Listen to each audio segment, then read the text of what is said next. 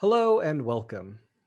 My name is Misha Spiegelmach. I'm the founder of the software services company JetBridge, and today we're going to take a look at building an IoT application as lazily as possible using tools and features provided by AWS. So just real briefly about me, I'm a Berkeley, California native, been a software engineer professionally for about 15 years. I'm AWS Solutions Architect. I design and engineer cloud-native applications, and I'm founder at JetBridge. Now, today we're going to take a look at what's involved in putting together an Internet of Things solution using a recent commercial project we worked on as a case study. I want to talk about the overall architecture that we designed on top of AWS, with a special focus on some of the unique challenges in delivering a useful product involving not just pure cloud-based software, but also the embedded components that make up an IoT solution that can be physically deployed to customer sites while still seamlessly integrating with the cloud. So I'm personally a huge fan of serverless, not just the technologies, but the mindset. The concept of delivering maximum business value while building and maintaining as little of my own infrastructure as possible is what I'm all about. AWS provides a wealth of useful pre-built solutions that I can take advantage of, allowing me to focus more on the distinct functionality of my product instead of reinventing some wheels. So IoT stands for Internet of Things, and the serverless aspect of this talk is mostly the I part of IoT. The thing is a server, sort of, but there is some overlap with technologies that are often a part of serverless. Our thing and our backend can both be built on a common platform. In this instance, we'll be talking about AWS Lambda. So the tech stack that we used for this project includes Lambda, along with AWS IoT Core to keep track of our deployed devices, to be referred to for the rest of this talk as things, to use Amazon's terminology. IoT Core provides a thing registry, authentication and authorization of things, storing configuration, lightweight messaging with the MQTT protocol, secure tunneling, and provisioning. In addition, we'll be taking a look at Greengrass, a service for managing running code on our things. Lambda to define the functions that get deployed with Greengrass, and of course, our favorite embedded operating system, Linux. So I'm going to talk about a recent practical project that we had before us to give you a realistic picture of what's involved in a functional system. So we recently built a solution for remotely monitoring some radio equipment. The goal of the project was to collect and report back on the health of some radio hardware deployed at various locations around a city. We wanted to deploy embedded Linux systems to the site to interrogate the radio devices at the site and monitor their health, and then relay their health status back to somewhere central so that we could keep an eye on the systems and ensure everything remained active and functioning properly. Here's what some of the radio hardware looked like. Now, when we were designing software to interact with the hardware, one kind of wacky thing about this project is that I never actually got to see the hardware in person. I had planned to visit the client site to do some hands-on work and debugging, but unfortunately COVID struck this year and travel plans became unfeasible. Buying and configuring this complex and expensive hardware on our own wasn't really an option, so all the work had to be done remotely with remote desktop and SSH tunnels. The fact that we were able to put together a functioning application built around this hardware using AWS, I think is a testament to the power of the tech stack and the fact that even some hardware projects can be done remotely. That said, this probably would have been a good deal easier if we could have been on site. So anyway, just to briefly summarize the goal of our project, we wanted to monitor the radio hardware on site with the venerable simple network monitoring protocol, report the telemetry and faults back to the cloud, and then view the telemetry and faults in a web user interface from anywhere on the internet. That's the goal, but at the end of the day, I just want to be able to configure a Linux device that I can run code on and have it communicate with the cloud. That's the big picture of what we're trying to achieve here. So some of the challenges we were presented with that were not part of, say, your typical cloud-based application were hardware. Well, we have devices that we want to run in the field. They need to have an operating system image that's pre-configured with packages and software that we need. We need to provision the hardware with our Greengrass client so that we can perform deployments and updates of our code while the devices are out in the field. We need to be able to monitor the devices and fix stuff remotely. And it also had a graphical component where we wanted to be able to drive a touch screen with a display of some of the data that the device is reading locally. So for the hardware, this is the thing in AWS parlance. We tried a couple pieces of hardware. One is Raspberry Pi, which probably all familiar with, and one was the ASUS Tinkerboard S. Now on this hardware, what we had to do was install the AWS Greengrass client and configure an operating system image. We use Debian. You don't have to, but it's a pretty standard operating system. And we need to be able to provision it with configuration to allow it to connect to the cloud. So we used a Raspberry Pi for prototyping. Now, the Raspberry Pi is very well supported. There's a lot of great software and documentation for how to set it up, including with Greengrass. The Greengrass documentation specifically talks about Raspberry Pis, and building a custom operating system image is very straightforward, and it's cheap and easy to get started with one of these. There's a project called PyBuild, which is used to generate the official Raspbian Debian operating system images, easily customizable for adding custom packages and scripts for things like the Greengrass client. So it was easy to come up with the demo OS image.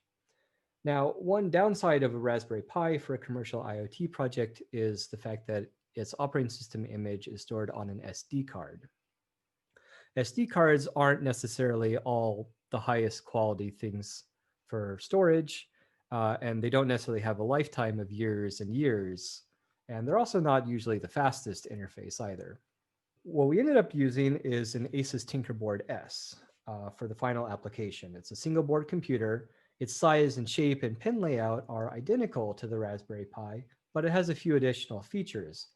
Most notably, it has internal flash storage, which we can load our operating system image onto.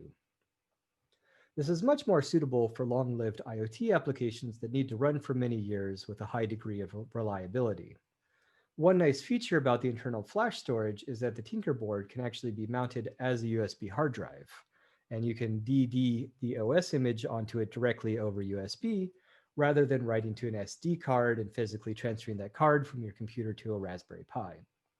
Now, the downside of the Tinkerboard is that we couldn't use PyGen, so building a customized operating system was a little bit more involved. Now, when it comes to building a pre-existing image, there are a number of tools you can pick from.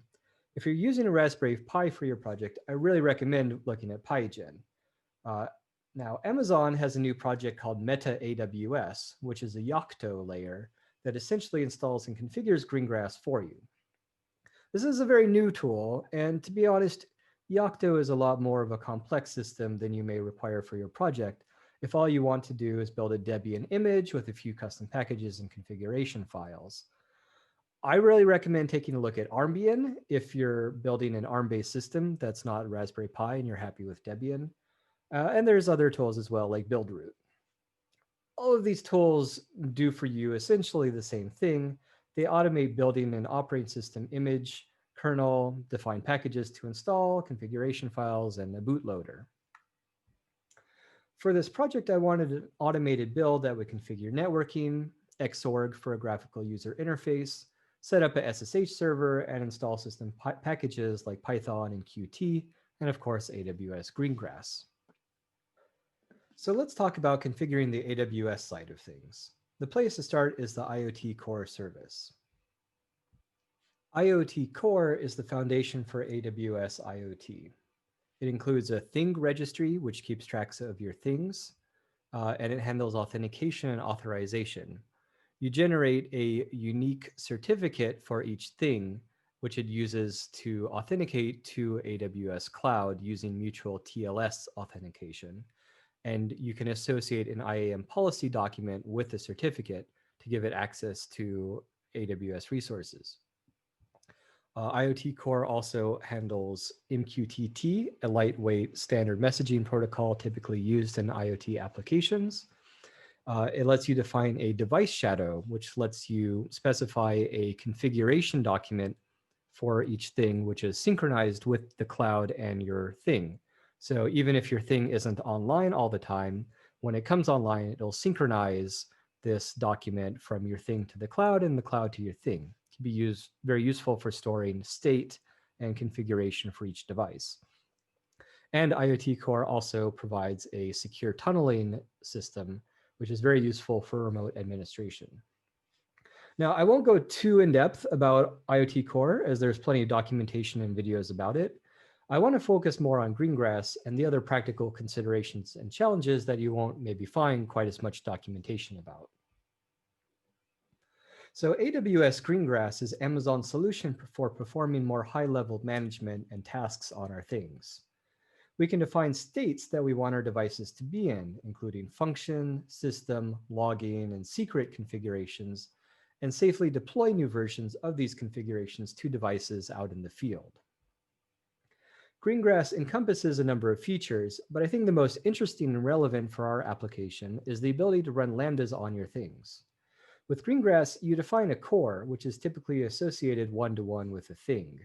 This core includes version and configuration definitions and can also act as a local IoT gateway for other microcontrollers and devices that you may also have deployed on a local network.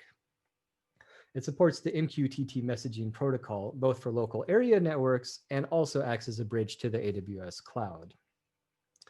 Greengrass is run as a system daemon process that, among other things, runs Lambda functions locally on your thing's hardware. It's what receives code deployments and allows you to remotely update your things. To set your client up with Greengrass, you need to install the Greengrass client software along with some configuration. The configuration consists of Amazon's root certificate authority, along with a uniquely generated private key and certificate for each thing. The certificate, along with the thing's ARN and the AWS endpoint address, are used by Greengrass to connect and authenticate to the cloud. The Greengrass client software is run as a daemon with systemd or your choice of init system. The key, certificate, and Amazon's root CA are fed into the Greengrass configuration file. The policy and thing attachment determine what access the Greengrass client identity has when it connects to the cloud, what MQTT topics can it access, what metrics and logs can it send to CloudWatch, and you can define what other AWS resources you want your thing to be able to access. This is really powerful, giving your thing's identity access to AWS resources. It lets you put some of the responsibility for delivering things like messages or customer alerts to the client devices in true serverless fashion, rather than having your backend coordinate everything. Now, I hope it goes without saying that you need to be careful in drafting your thing's policies, since now anyone physically holding one of your devices inherits all these permissions. So you need to be really thoughtful about exactly how much access your thing has and to what resources. In order to fully provision a thing as a Greengrass client, there are a number of steps to follow. You need to generate a certificate to allow your thing to connect to the cloud and define IAM policies to go with that certificate. We need to create a thing in the thing registry, need to create a Greengrass group version, and then create a Greengrass group. You need to spit out a Greengrass configuration file that gets loaded onto the thing for the Greengrass daemon. And finally, when the Greengrass client is running, then you need to create a deployment of that group version to your Greengrass device. You can perform all of these steps by making a series of AWS API calls, which is what we did. However, since then, Amazon has introduced a feature called fleet provisioning, in which you can define provisioning templates to automate a lot of this process for new devices. I recommend taking a look at fleet provisioning first before trying to do all this by hand. There are a number of ways to install the Greengrass client software on your thing with a tarball, apt-get, Docker, or with a snap package. They all achieve the same thing in the end, which is installing a Greengrass executable in the /Greengrass directory and configuring your init system to start the agent when your system boots up. I find that downloading the tarball, unzipping it, and then adding a systemd service file is pretty straightforward, but do whatever you're into. Be aware that the Debian apt package version won't work for receiving over-the-air updates for Greengrass, though. Okay, so at this stage, we have a Linux device configured with its certificates and running the Greengrass client. What can you do with it? What does having Greengrass running get us? Well, the most important thing is that we can perform deployments to the device now. So what does it mean to do a Greengrass deployment? Deployment consists of a group version definition. This is a versioned group definition which defines what configuration your thing should be in. The configuration can define things like what local devices it talks to, how logs get captured and sent back to CloudWatch, the IoT Core thing ARN and certificate, event subscriptions, and function definitions, among other things. All of these definitions are documented in some detail, and there are a lot of options, so I'll just try to highlight some of the most useful and important pieces for our purposes: the function, subscription, and logger configurations. Once you've created a group version definition with the create group version API call, you can call create deployment to deploy it to a device. In practice, this is how you push out new function code and configurations to your things. Now, I know you've always wanted to run Lambdas on your embedded Linux devices, and now our good friend Greengrass has made that a reality. You can deploy code you want to run on your device as an AWS Lambda function to the cloud, and then deploy that function to your thing using Greengrass. The way you do this is by creating function definitions, which reference your Lambda functions and also offer special Greengrass features and settings. For example, you can specify what Unix user and group to run the function as, run it containerized or not, and since you're providing your own compute here, there are no hard time or memory limits. You can enable an option to always have your Lambda running instead of timing out. This is the console interface to create a new function definition version. If you're managing more than a couple of devices, you'll definitely want to automate this with API calls. Here's a function configured to run forever as root, that is UID 0, in no container. It also has a timeout value set, but it's ignored because the Lambda lifecycle here is set to long-lived instead of on-demand. This means that when your thing boots up and starts the Greengrass client, Greengrass will activate your function automatically, and it'll let it run forever or until it exits. So Greengrass has a lot of other goodies that we're not going to talk about. It has the ability to update itself as over-the-air updates. You can deploy machine learning models to your things and run inference locally. It has data stream management where it can send streams of data to Kinesis or IoT Analytics or S3. You can even deploy secrets from Secrets Manager to your thing in case you need to make, say, external API calls. And it has a lot of pre-built connectors that let you drive certain pieces of functionality with MQTT messages, things like controller area networks or Raspberry Pi GPIO pins or lots of other things. Now, let's talk about monitoring. Monitoring IoT devices is a bit more complicated than, say, monitoring a backend service. We need a mechanism to push Lambda and system logs from our thing to the cloud where we can keep an eye on them and be alerted of any errors or crashes. It's important that we have observability into what's going on with our things out in the field. Fortunately, Greengrass solves a lot of this puzzle for us. We can define logging configurations that automatically scoop up logs and output from our Lambdas and the Greengrass system and automatically transmit them to CloudWatch logs. We can even set the log level filter of what we want to capture. As with any CloudWatch log groups, we can create CloudWatch log subscriptions that trigger a Lambda function when new log messages come in on the cloud side. With this setup, you can do anything you want with the logs that your things generate. I like to send the Greengrass system logs to Slack because, well, I'm really lazy and I like to view my logs in there for debugging. If your devices generate any kind of metrics, you can have your devices push those metrics directly to CloudWatch Metrics, which I highly recommend. You will need to give your thing permission to do so in its IAM policy. This is a great way to collect telemetry, and you can also set up CloudWatch alarms that will notify you if metrics stop coming in. This way you can be immediately notified if a client goes offline. AWS IoT Core provides a mechanism for securely tunneling traffic to your devices. With an API call, you can open a tunnel, which automatically triggers a message on a special MQTT topic. You can then use an AWS tool called Local Proxy to send and receive data to the device tunneled over WebSocket and MQTT. It's a little bit tricky to set up, but it's well worth it. What I do is create a Greengrass subscription on the special tunnel topic, which triggers a Lambda handler when the tunnel is initiated. This Lambda starts local proxy up on the thing, forwarding port 22 through the tunnel to localhost. I can then start local proxy in source mode on my laptop and then SSH in to the thing. I've used this to debug my code halfway around the world, even tunneling X11. Now, X11 over SSH over WebSocket over MQTT isn't exactly the fastest thing in the world, but it does actually work. Of course, this is an incredibly useful tool for remotely debugging issues. You can find more information and a walkthrough of how to set it up in the IoT Core Secure Tunnel documentation. One way to run Lambdas on your thing is to set them as long-running tasks. These will be started automatically on boot and run forever. But you can also have Lambdas that are triggered by subscriptions to events. The most basic subscription setup is to have Lambdas that are triggered when a message comes in on a particular MQTT topic. In the example we see here, we can see that when a message is received from the AWS IoT Cloud on the MQTT topic hello/world/counter/trigger, it will invoke the hello world counter Lambda function on your thing. You can use this to remotely trigger code to run on your devices from the cloud. You can also post messages from your thing to the cloud and have it trigger functions in AWS. You can hook up all kinds of utility and debug functions to message triggers for communicating with your things in the field.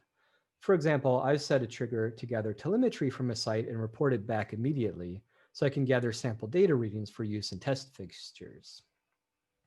I also set up a trigger that remotely reboots a device and one to initiate the IoT Core Secure Tunnel application for when I want to SSH into a thing.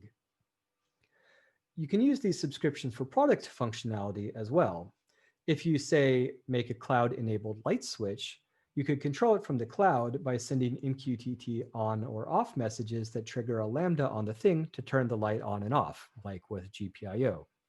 Now, let's talk a little bit about running graphical applications on your thing. To be honest, I don't know if anyone has ever asked if you can run graphical applications with Lambda. Well, in some sense, you can. What you can do is write some graphical code, say with PyQt, and deploy that code using Greengrass to your things. While I would not recommend trying to launch graphical applications directly from Lambda or Greengrass, you can write a GUI wrapper that is automatically started as part of your X session. This wrapper can locate the latest deployment of your Lambda function, import your GUI application code as a module, and then execute that. A simple but powerful solution that I use to keep graphical application up to date on the device is to create a long-lived Lambda function that simply restarts the display manager. This has the effect of automatically starting a new X session with your latest code every time you perform a deployment. What this all means is that you can have an application running on the display connected to your thing with the ability to update it at any time by simply doing a Greengrass deployment. So this here is some sample code that shows you how to locate the directory where the Lambda code is deployed to. So this directory you see here, /Greengrass GGC deployment Lambda, after a successful deployment, your Lambda code can be found here. There'll be a directory for each Lambda. So you can simply look for the latest version of this because it'll have a suffix that includes the version number. So simply find this and sort it by the version number, and that'll be the path to a directory containing your Lambda code. Once your wrapper has located the Lambda code, you can simply add that path to your system module path and then import the code and run the main function for your GUI code. Who knew that we could use Lambda for running graphical applications? Well, sort of, anyway. So to recap, by putting together a Linux device running Greengrass, we're able to deploy and run our Lambda code on site, giving it appropriate policies to upload metrics as we read them from the radio equipment we're trying to monitor and feed that data back into AWS. The monitoring and remote administration capabilities help us to keep an eye on our things and have access to debug them remotely. We can leverage this setup to do things like run graphical applications, long-running Lambda daemons, and take advantage of other Greengrass goodies like data streams and secrets and local area device networks as well. Another part of our application involves the web UI, where users can view metrics and alarms of different devices. The really cool thing about this setup is that I never had to create any sort of database. All the data presented to the client is pulled from IoT Core and CloudWatch. No RDS or DynamoDB was needed. I was basically able to store all the freeform data about client devices, like, for example, their site name and their location in the thing device shadows themselves. So I basically used IoT Core as my database instead. So not only was our solution here serverless, it was also arguably databaseless as well, at least in the traditional database sense.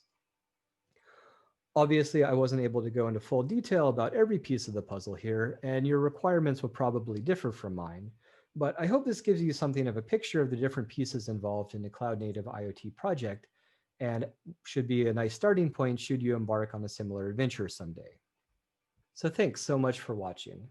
I hope I was able to shed some light on this new approach to combining embedded Linux systems with cloud-native design patterns and hopefully save some headaches for the next person trying to implement a similar architecture by sharing what I learned.